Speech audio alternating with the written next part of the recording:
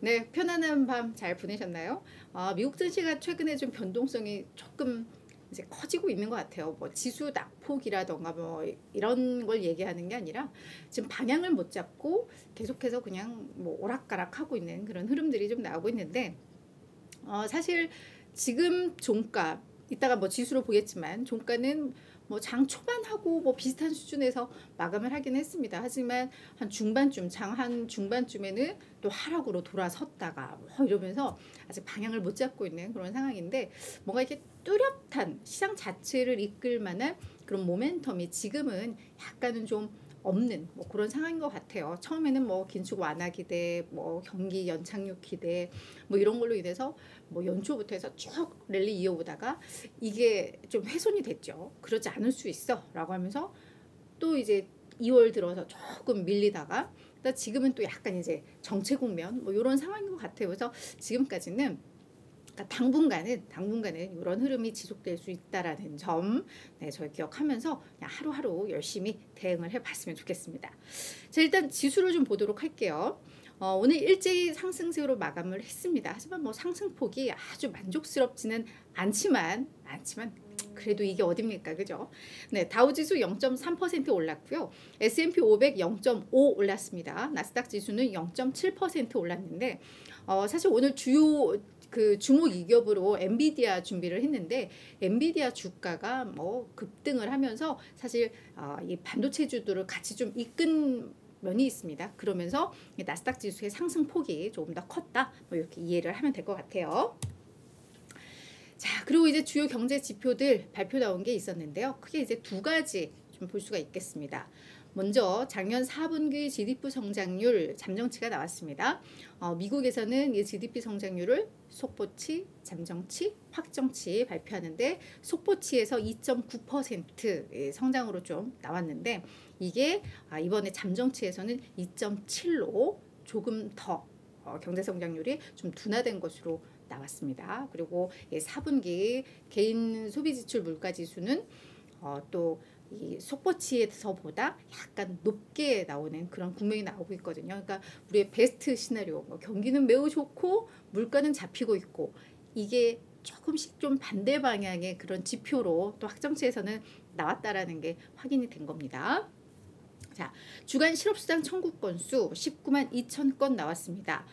전주에 19만 5천 건이었으니까 전주보다도 또 줄었어요. 그리고 시장이 예상했던 20만 건보다도 낮게 나왔습니다. 사실 20만 건 밑으로 나오면 다들 실업수당 청구 잘 안 하나 보다.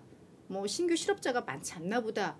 라는 수치 기준으로 많이들 이야기를 하잖아요. 여전히 그 밑에서 거의 뭐 역사적으로 낮은 수치 계속해서 유지하고 있고 이 얘기는 결국 그래 노동시장 참 좋다, 뜨겁다. 라는 거 또 다시 확인이 됐습니다.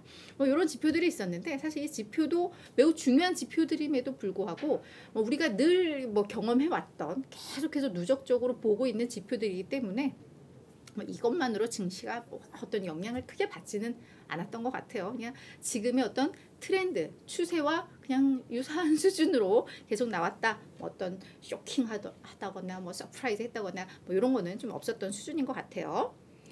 네, 우리 나야나님 오늘도 일찌감치 나와주셔가지고 또 저희 또 채팅방 쫙 지켜주고 계셨습니다. 너무너무 감사드려요. 내일 아침에 이렇게 딱 인사를 해주시면 좋습니다. 이게 또 익숙해지면 이러시다가 안 나오시면 저희 되게 또 서운해지고 뭐 이런 것도 아시죠?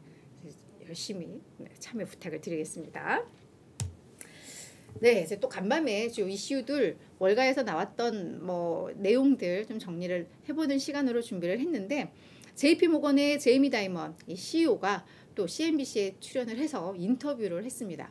이분도 워낙에 뭐 오랜 기간 이 시장에서 있었기 때문에 이분의 말 한마디 한마디에 월가도 많이 주목을 하고 투자자들도 많이 주목을 하고 있죠. 근데 뭐 JP모건 이 하우스 자체가 약간 경제에 대해서 우려하고 있고 뭐 증시에 대해서도 그닥 좋지 않게 계속 반복적으로 이야기하잖아요. 그러니까 약간의 그냥 비관론적인 입장을 취하고 있고 그래서 이 제이미 다이먼이 작년 10월 그리고 12월에도 각각 인터뷰를 하면서 시장에 다양한 이 메시지들을 주었었죠. 그러면서 올해 이제 경기 침체 가능성, 특히 그 배경으로 하나가 인플레이션으로 인해서 이 소비자들의 어떤 자산이 자산을 일정 부분 잠식을 하면서 이게 결국은 소비 위축으로 가고 이게 결국은 불황으로 이어질 수 있다. 뭐 이런 류의 멘트들을 많이 했었잖아요. 그래서 이 JP 모건 자체도 경기 침체 시나리오를 바탕으로 해서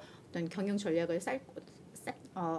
전략을 추진한다. 뭐 이런 얘기들이 좀 나왔었는데 오늘 인터뷰 내용은 약간 좀 톤이 바뀌었어요. 톤이 바뀌어서 좀 준비를 해왔습니다. 일단 또 한 가지 전제로 말씀을 드리자면 여전히 본인들은 뭐 경기 침체 가능성을 뭐 염두에 둔 경영 전략을 추진하고 있지만 아직 그런데 실행에는 옮기지는 않았다라고 이야기를 했거든요. 그러니까 원래는 경기가 상당히 좀 안 좋을 것으로 예상을 했는데 이게 예상했던 것과 좀 다르나? 뭐 이렇게 보는 것 같은 약간 뉘앙스도 좀 있었거든요. 자, 그럼 그 내용들을 좀 볼게요. 연착륙도 가능하다고 본다는데 뭐 연착륙이든 경착륙이든 경기 둔화, 경기 침체는 맞습니다. 그 강도가 어느 정도이냐이기 때문에 워낙에 그 경제에 대해서는 경제 침체 요 톤이 자꾸 이렇게 바뀐 거는 아닌 것 같아요. 근데 이 뒷부분에 가서 약간 조금 다른 면이 나오는데, 아무튼 연착륙은 가능하다고 생각한다 본인도. 하지만 우리는 여러 가지 불확실성에 직면해 있다. 뭐 이런 부분들은 우리가 그냥 무시할 수 있는 뭐 그런 것들은 아니다. 약간 이런 경고, 그러니까 기대와 경고의 메시지가 좀 섞인 건데요. 미국 경제에 대해서는 상당히 좀 긍정적으로 이야기를 했습니다. 그러니까 이 대목이 이제 약간 경제에 대해서 다르게 보구나라는 생각을 하게 됐던 멘트인데, 소비자들은 많은 돈을 보유하고 있고 그것을 쓰고 있고 일자리는 풍부하다. 이게 이제 우리의 현재 미국 경제의 현 주소라고 평가를 한 겁니다. 다만 연준의 어떤 긴축이라던가 러시아 우크라이나의 전쟁, 거기에다가 중국, 이민 관련해서 다양한 불확실성들이 우리에게 놓여져 있고, 이게 어떤 역사적 그런 평균치에 대비해서는 이런 불확실성 변수들이 조금은 좀 중하다라고 평가를 하고 있습니다. 그러면서 이제 인플레에 대해서 무슨 얘기를 했냐면 이 부분에 대해서 CNBC에서는 이걸 제목으로 타이틀로 많이 좀 잡았던데, 뭐 연준이 인플레 통제력을 좀 상실한 것 같다, 약간 이런 멘트가 있었는데요. 그 내용을 이제 좀 보면 지금 미국 정부도 뭐 글로벌적으로 녹색 투자 많이 하고 있잖아요. 환경 보호나 이런 것들을 위해서 뭐 전기차에 대한 지원도 그렇고 태양광도 그렇고, 그죠? 그래서 이 녹색 투자, 정부가 차입하고 지출하는 이 녹색 투자가 결국은 인플레 압력을 가중시키는 요인이고, 결국은 이런 부분 때문에 연준이 인플레 통제력을 조금 상실했을 수도 있을 것 같다라고 이야기를 했습니다.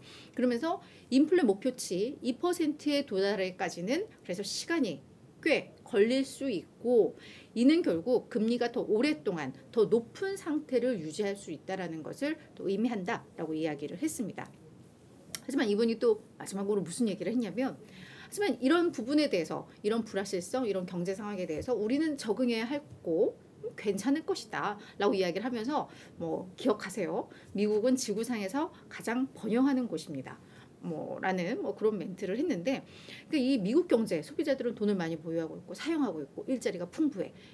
이렇게 지금 경제를 보면서 이제 연착륙 가능성도 이야기를 했고, 그리고 경기 침체에 대비한 경영 전략을 아직은 실행에 옮기지 않고 있다라는 거, 이런 부분들을 좀 봤을 때 약간의 톤 변화는 좀 있었다. 그래서 이분이 또 어떤 이야기들을 시장에 내놓고 해석하는지는 저희들이 계속 따라가 보면서 보면 좀 재미는 있을 것 같습니다.